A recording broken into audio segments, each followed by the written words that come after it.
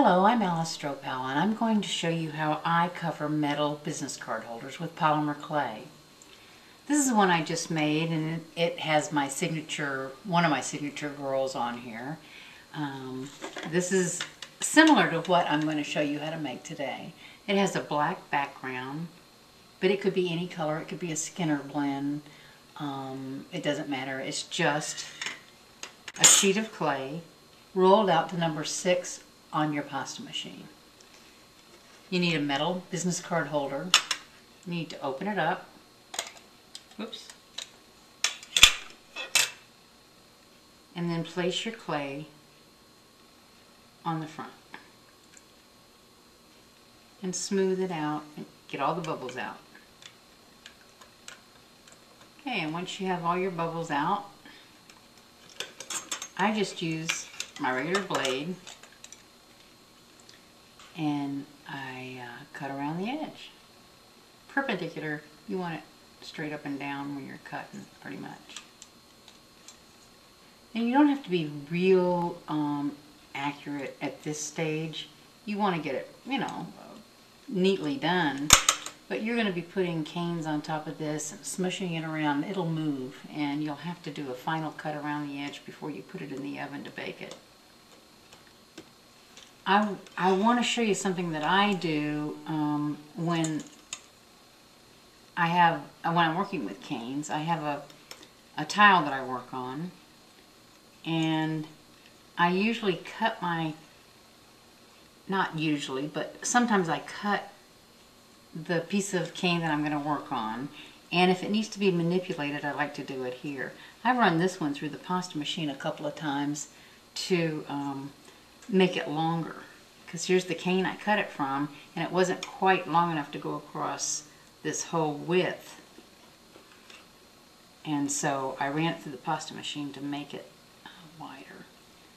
Then I just run my blade underneath, slice it off, and then I can apply it. I don't really press these down hard right now at this stage, because I just might want to move it around a little bit. So, as you can see on this one, I've manipulated this piece of cane into an arc, and I'll show you how to do that right now. And if your clay is soft enough, like under these lights, it definitely is. It's easy to manipulate with your knife, your blade, and sometimes you can just manipulate it easily with your fingers. I'm trying to keep my fingers out of your way so you can see, but I kind of tap it and move it gently.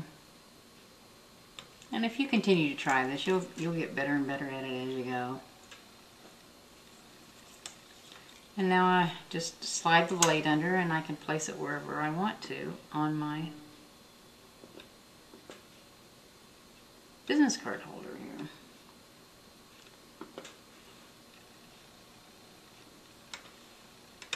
There, that's good. Now I have some other elements here that I've chosen that I'm going to put on the top of this business card holder, and I'll be back in just a minute and I'll show you how to finish it up. Alright, I've finished laying out all my cane slices on top of my business card holder. I've trimmed around the edges with my knife, my blade, and I've used my knitting needle to smooth out some of the fingerprints and to make sure that everything is adhered down to the background. Then I like to use my large acrylic rod, and I smooth it one more time.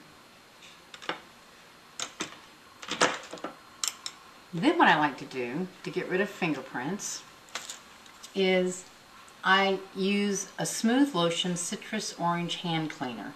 I buy mine at Napa, but you can probably buy it at other stores, automotive stores as well. Do not get the one with the pumice in it, because it'll leave marks all over your clay. Get the Smooth Lotion Hand Cleaner.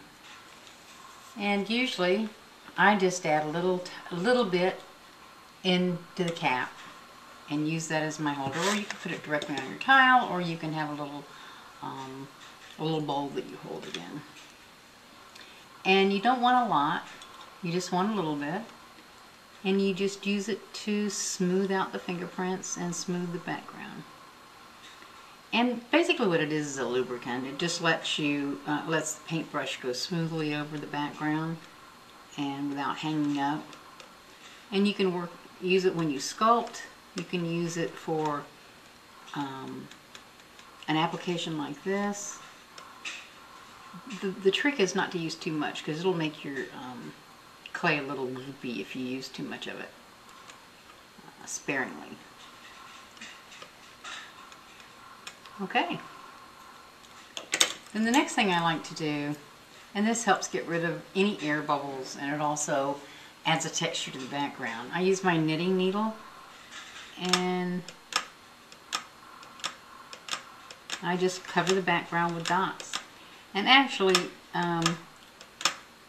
this helps with bubbles, because it allows any bubbles that might be trapped underneath there a thin way to get out.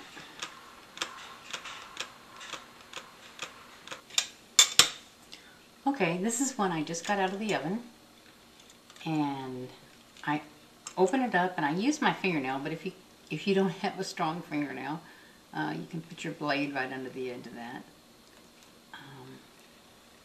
I just get it started a little bit, then I do pick up my blade and just run it right underneath like that. And it's off.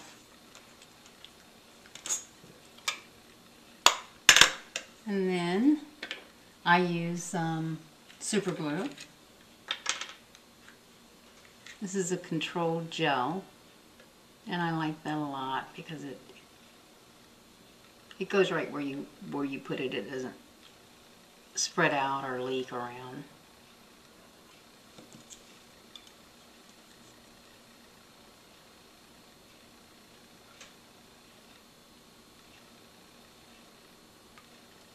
You simply place it on the top, matching up the edges. You have to be quick because it'll set up pretty fast. And there it is. And I guarantee you that it won't come off. If you don't glue it, it might. The last thing I do is I use a Micron Pigma pen, an 01 nib. And I do this for all my artwork. You want to sign and date your artwork just for yourself, if nothing else. It's so much fun to look back and see what you made 5 years ago. And then I just find someplace on my design to write my name. Sometimes it's kind of obscure. I think I'm just going to put Alice Stropel, and then 2009. And that's it. I do take my heat gun. I can put this back in the oven for a couple of minutes, but I hate to heat the oven up just for that. So I just use my heat gun and just go over it for just a couple of seconds, and it'll heat set it and it'll never come off. That's it. I hope you enjoyed our segment today, and I hope that you go right out and make tons of business card holders, either for sale or for your friends. Thanks. See you next time.